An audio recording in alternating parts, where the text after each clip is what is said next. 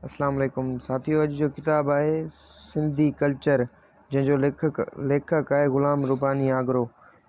उनमें हिकु टॉपिक आहे सिंध जी तहज़ीब ऐं सिंधु नदी जी शुरूआत। गुज़िरियल मज़मून में मूं कारी कराम जो तवज्जा बरतानवी मुरख पेटर हार्डे जी तारीख़ी मक़ूली ॾांहुं छिकायो हो, जंहिं जा ही लफ़्ज़ ख़ासि तरह ग़ौर तलब आहे। का बि तारीख़ी हक़ीक़त तेसिताईं सवलाई सां सम्झ में अची न सघंदी जेसिताईं उनखे ज़माने ऐं मकान जे पस मंज़र में न परखियो वेंदो। पेटर हार्डे जे कौल जी सदाक़त मालूम करण लाइ असांखे सिंध जी तारीख़ ते निगाह विझणी पवंदी ऐं ईअं ई जाग्राफ़ियाई हक़ीक़तनि खे जाचणो पवंदो जिन सिंधी कल्चर जी ओसर ऐं इर्तिक़ा खे मुतासिर कयो आहे। सिंध जी तहज़ीब सिंधु नदी जी सौगात आहे। सिंधी कल्चर उन तहज़ीब जो मरहून मंत आहे जेका हज़ारनि वरियनि खां वठी सिंधु नदीअ जे किनारनि ते परवान चढ़ंदी रही आहे ऐं मौजूदा नुक़्ते ताईं पहुची इस्लामी तसव्वुफ़ जे गुलशन जा कई सदाबहार गुलाबी गुल मसलन मखदूम बिलावल शाह, इनायत शहीद, शाह अब्दुल लतीफ़ भिटाई ऐं सचल सरमस्त पैदा कया अथसि।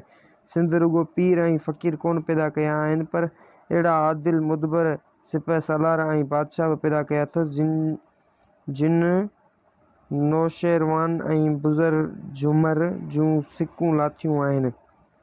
ॼाम निज़ामुद्दीन समो ऐं दौलत दरिया ख़ान पूरी अध सदी सिंध ते अदल ऐं इंसाफ़ सां राॼ करे मकली जे मटीअ में अबदी आराम में आहिनि।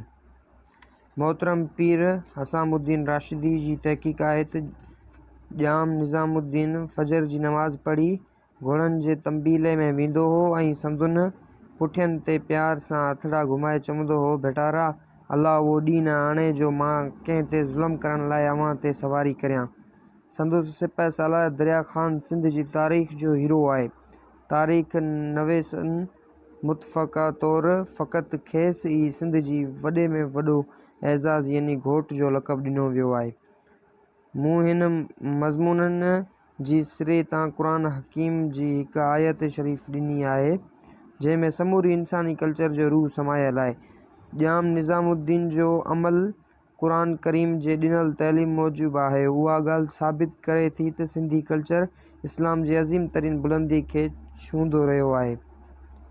तारीख़ी पस मंज़र में ॾिठो वेंदो त मालूम थींदो त ख़ुदि हिंद जे फ़लसफ़े में कल्चर ते बि सिंध जी महर लॻल आहे।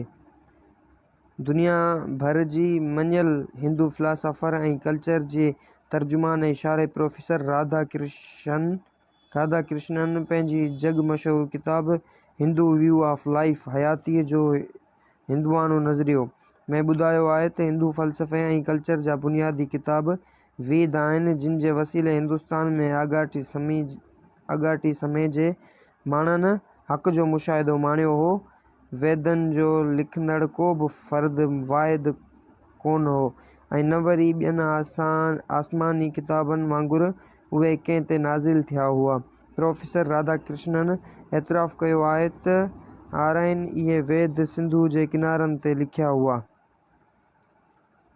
ऐं ऋग्वेद जे किन बेतनि में सिंधु नदी जी साराह कयल आहे।